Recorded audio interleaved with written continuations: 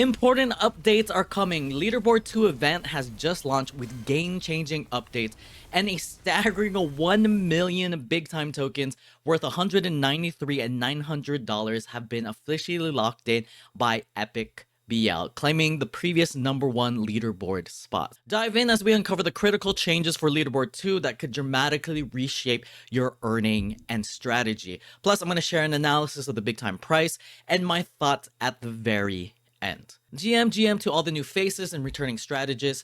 Before we dive into the critical updates, a quick disclaimer. I'm not a financial advisor. This is not financial advice. You can lose money with crypto and NFTs. Always double check with the latest updates before making any decisions.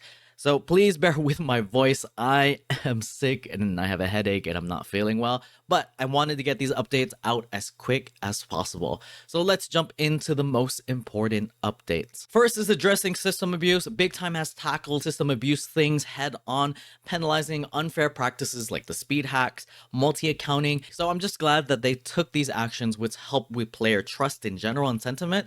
So it's crucial for Big Time's price and value and the game's longevity. A more interesting update is Big Time shifts the leaderboard event rewards from being airdropped from monthly to weekly starting on November 27th, then on December 8th, and then every Friday after that. This means instead of monthly, weekly, there are going to be over 300 potential tokens that can be sold immediately by players.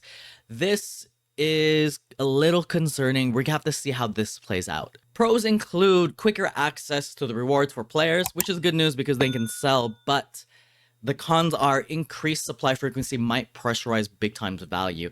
So it's critical to see how that is going to affect the economy and if the changes to increase leaderboard competition, the point updates, and then also the crafting boost will increase enough to stabilize against Big Time's price against the selling pressure. Are the token sinks enough of a token sink that we won't see a gradual decrease of Big Time over time? Time is what will tell. Watch for market reactions on key dates starting on November 27th and then every subsequent Friday for each airdrop. There could be potential opportunities during these unlocks, but we have to wait and see, and I'll share the times once I get it. For me, I'm on the fence of what the effects will actually be. It's a nuanced balancing, trying to balance both.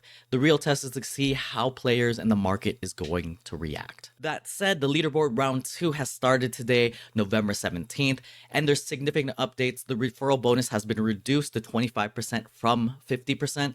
The reward seats have also been reduced to 3,000 from 5,000, which is gonna spike leaderboard competition. Another thing that's really important too is Leaderboard 2 now will last longer at 56 days, ending on January 12th, 2024. Not only this, there are additional changes to how players get points.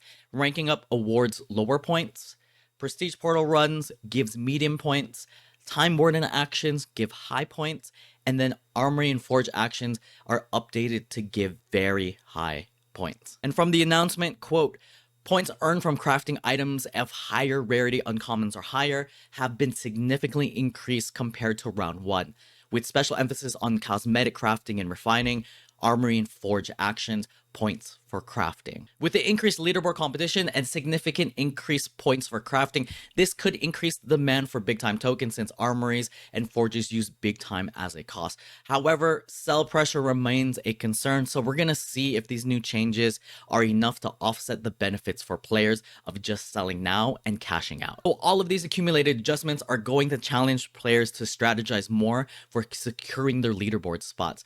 The reduced seats, the extended round duration, is just going to maximize competition. Everything hinges on the Big Time price, so let's cover that now. It's fluctuated between 0.1387 and 0.2118 over the last 37 days on daily closures, excluding the extreme price ranges or wicks. Price wicks, this is just the highest, the lowest prices that an asset trades at during a specific time frame. In this case, we're looking at the daily. It reached a low of 0.1 to a high 0.238.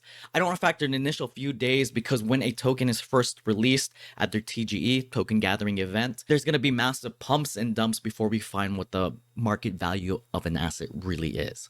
Doesn't mean I ignore them. I still consider these levels when the price starts to come back to these levels, but I consider them outliers until then when I'm normally trading. Let's see if Big Time can maintain this range between 19 and 21 cents, but if it breaks below, we could see it return to the previous range of about 15 cents to 16.5 region, give or take. Also, most of you don't know, but I've been trading Bitcoin since 2018, altcoins since 2020, and NFTs since 2021. So I can create more of this technical content if you guys find it helpful. So just let me know in the comments below. Also, another thing to note is a macro dump of Bitcoin or other macroeconomic factors can cascade into altcoins like Big Time. So that's something to be aware of. And to reiterate, November 27 is going to be an important date just to see how the market reacts because it's the first unlock. My guess personally is that we're going to be able to absorb the selling pressure, but I still anticipate a dip. As to how much or for how long, I don't know. So I'm just going to be waiting on the side, monitoring that, and just looking for any potential opportunities, and then also adjusting based on if the market overreacts. Given all of this, I think the higher rarity armories and forges will see increased demand once common craftable max supply is hit. What this means is that players can no longer craft commons for this season, potentially driving up the price for common craftables as players need to craft uncommons or hires to stay competitive in the leaderboard. This is something also that I think will apply to Time Wardens as well, with higher rarity Time Wardens starting to increase in price. This is something that we're already starting to see a trend of as supply starts to dwindle as well. So that's one thing to keep in mind. And then my last thoughts, it's just great to see the Big Time team responding to community feedback, like the KYC change, which was something that I saw first mentioned in the Discord. And it's nice that they have prompt economic balancing, and I agree with most of the changes that they are placing in currently. Overall, the changes seem positive, but let's see how everything pans out. Do you agree with the changes? Leave your thoughts in the comments below. And for a deeper dive into the ways players are making money in Big Time, check this video here.